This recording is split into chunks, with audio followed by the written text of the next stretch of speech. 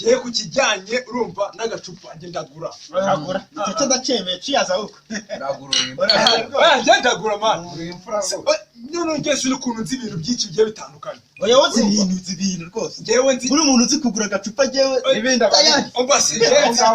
cyo bita igifaransa icyongereza English Kiswahili katika kwa maneno za uziko warize ngewe nzi igifaransa urumva icyongereza muri za 50 gutyo urumva za 50 gutyo abakomisiyoneri cyo bita abakomisiyoneri urumva abakomisiyoneri bakiza mu gihugu najyaga ngenda barangira ahantu bare ibibanza hagashaka abakomisiyoneri bavuga ni baza barangike mbega bahuza neza mundi hari umukomisiyoneri nashakiye wa mugabo w'imukirana ruguru ngamushakire ibikoresho byo mu rugo nibi kamona se oye urana abakomisiyoneri neza nawe cyo bavuga uravuga abamisiyoneri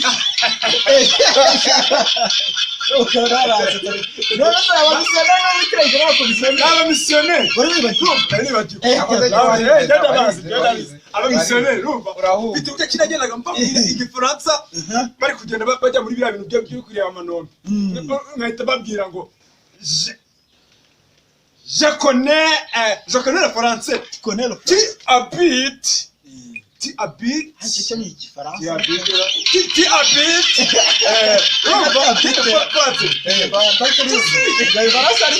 je suis français ndio naisikia tisui nako ariko noneho jeje uravuga rero giye kintu cyambere gute mwemere se ukwiga ziki nyine numva abantu bayivuga hagaraguranga kababwira akubura ubundi mwebwe kababwira mwebwe mwaze kujya kwiga muri uvuga ngo guverinoma y'u Rwanda yashyizeho icyo bita edition for all urumva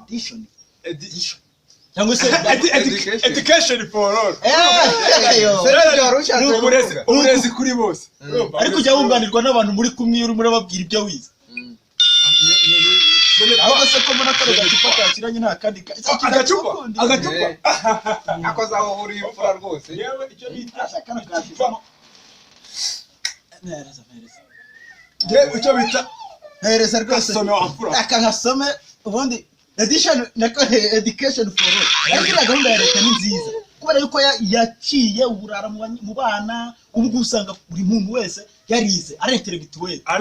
ntabwo mwebwe ntabwo mwizi twarize cyane yewe muri za 40 ngaye mwana twasemuraga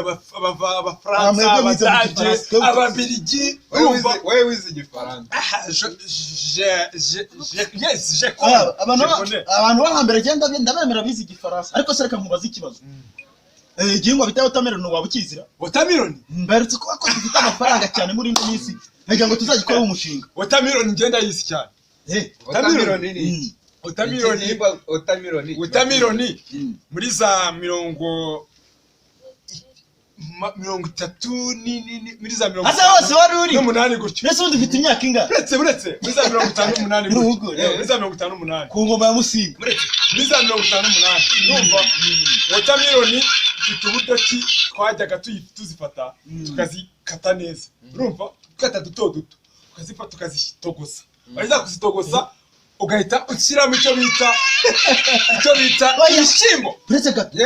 ukazitogosa bugahita ibishyimbo watermelon ni imbuto ziforomye nk'ibihaza cyangwa ikise kandi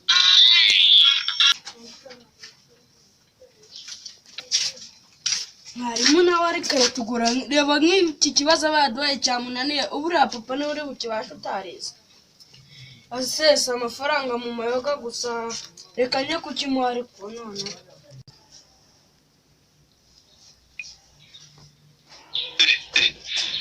uyu muvuna muheto ngo ni ururwana ubundi rugiye kumvamo ubundi rwo rugiye kumvamo rukavuga ko natize kandi maze kwemera kuri aba tipe ko nize kanze mitendo ujyana hari inyuma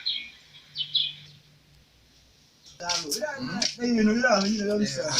urangiye arana akanumba mbonye Yende utaseka urumva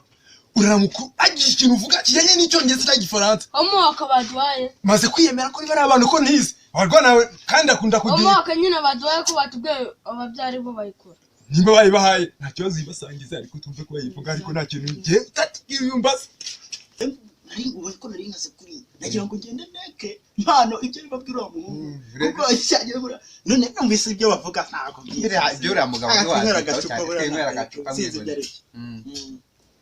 buriya yenda ntabuze ibyo agiye kumubwira buriya mwana we yambye arumva avuga ngo azi ubwenge uriya mwana ni umuhanga cyane sinzi utuntu yaragiye kumutuma tu naho ubundi buriya ntabwo mutinze nta kibazo kabisa no gusa bawe ko yavuye ku ishuri nkaba mbona n'ibitabo bari amasomo byagenze gute ajya ngo byagenze gute wacana hariho mwaka baduhaye y'icyongereza n'ikinyarwanda ariko icyongereza sinakirirwa nyikubwira ntacyo wize nubwo ikinyarwanda batubwiye ati urumva umugabo yabyaranye n'umugore umwana w'umukobwa umwana w'umukobwa arahindukirana abyarana na wa mugabo ubwo umwana babyaye isano hagati yabo ni iyi numva yabara amano aho ni nasohotse ikinyarwanda cyo nacicana aho nangubera nasohotse ariko mwabagabo wenda ikinyarwanda bo mwafashe ariko ubundi koko icyo kibazo kirakomeye atasiyo gisubiremo numva ukora numvise uno mwana atubwira ko ngo babahayeho ariko si ubundi abarimu nabo bagora abantu ngo yabahayeho ngo umukoro ngo ugira uti umugabo n'umugore babyaranye umwana w'umukobwa umugabo n'umugore babyaranye umwana w'umukobwa noneho uwo mugabo ngarahindukira ngabyarana na wa mwana nyine wa mukobwa wiwe babyaye imbere yarakuze barabyarana ngo none ngo uwo mwana w'uwo mukobwa gapana iki n'uwo mugabo gapana iki na nyina iki kibazo ko kitoroshye reka maze soma agacupa ho gake ubundi nza gitekereza ubwo reka turebe nawe ushyire mu nyungura reka turebe wandi umuntu mukuru wanjye bita barangije barambyara ariko iyo ubanza ukareba umuntu yaraguhamagaye sha si umuntu uri kumva ipa n'indera akareka ariko mwihoreye tubanze ntabwo niyo mpamvu namwihoreye kumwitaba ari uri miteni sha urumva isano yaba iri hagati ya wa mwana babyaye ari iyihe urugero ubwo ngubwo yaba ari se akaba na sekuru Nose ubyirumva mu masano nyarwanda ibyo bintu ugeze byumva amasano bisaba ahubwo se urumva yabapana ikina nyina nako mukuru we nyina ni nyirakuru guta ni nyina njyewe noneho ngawe so ise nyina ni nyina ahubwo akaba na mukuru we umvikanye ibyo bintu ntabwo biba sibyo nasubeshye agenda bite wowe urimo arashaka babwire nuko njye nabaguriye nanga abantu bimwe ariko utagiye gusiga sakaka